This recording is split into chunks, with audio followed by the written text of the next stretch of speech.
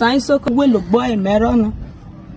I don't will look boy like this. May as an eye, phone me or love for me that will honor my plug for me to be on. Are you barrier? And now, not in 1 year plus now.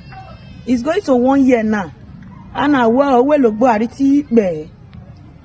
Call it's an hotel and I'll be come here. Ye pay Isoko and I did ever matter to be to Betty Lena. Before they never born myself. I'll be what I mean bear. Isoko ibao. Isoko ibao. The politician Watin yasin na oh. Metro and later na ask just vote for me. I want the vote to come. Metro and later na Ben out and ilu bawa. And I want anyway. Oh, Metro the vote to come up and I just vote for me now. If I just enter the vote down and bawa Iben Matilu. Where the man is boy be love Isoko pa. Iben already be 2 hours of your taro. Oh, it's a bad.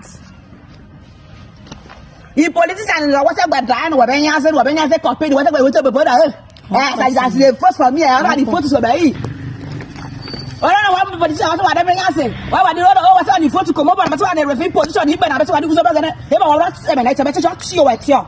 But woman made up a job was on the bad gas in La Parada. What was all of baby session? What was everyone move, Baba? But I said, what I promise you, Doctor, what I said, Lou. Oh, no, maybe no one, maybe if you keep man and Isoko will be really bad. Who got let in our baby? Oh, God, maybe if you keep Isoko. Oh, no, I don't know what to be Sako, but who was your red zone? Why do we saw? Why do we Brazil and say, Kid? Of what warrior, Bobby, or the bad jacket? My animal, read baby Isoko. It made my wabi do loyal and Isoko navo van that's all to vote. Spiritually and physically people are drilling all here from Isoko land.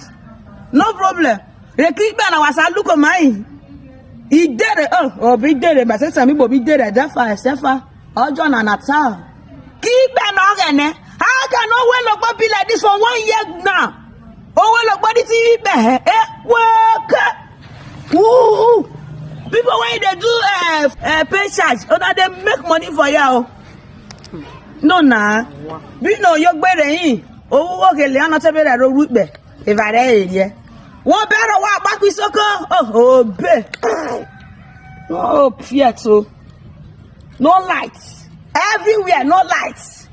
Baby Isoko na, keep on my blably now, Ube or no bet. I see you, and what to be red wall.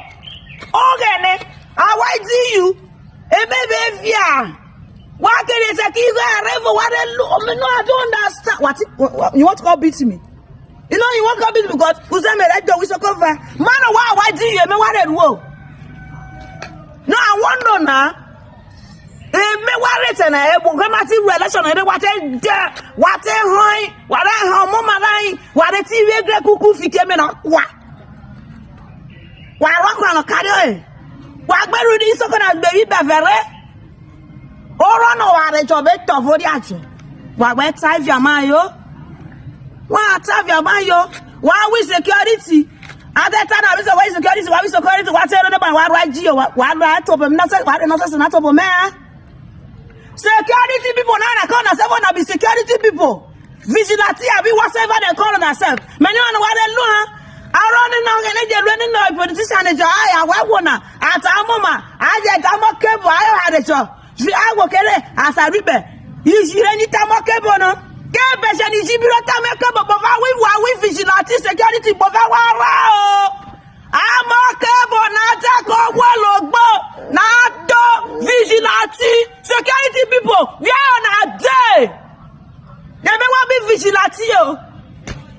Epan wala present no cards I've dead over 1 year row. You should be tamaka but terrible already when.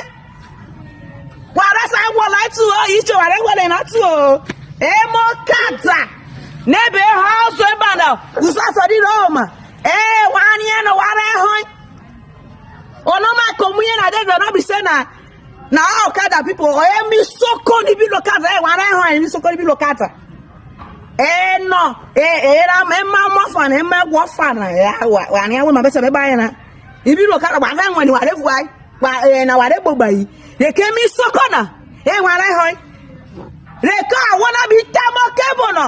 I manage it. If you work it out, I reap it. What I ran, I move. What I wish you and I'm muta. Any did it come. Everybody they vex so. Everybody they vex. Why do you? But we politician. But we swear wo. Ben if you lot talk and I'm all low why. One tuzo. You know I no be tough over and Isoko go be ro yi bana. Why do we tell our kere man yo?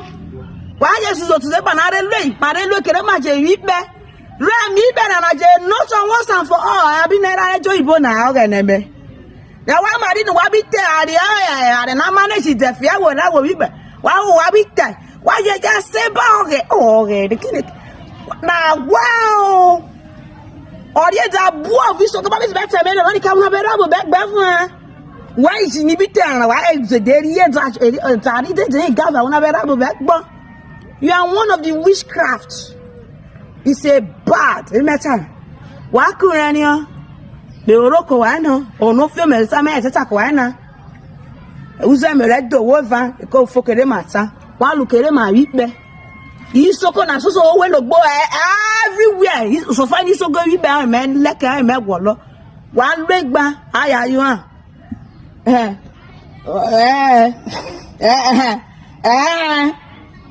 Ma uzoge na ma be hot.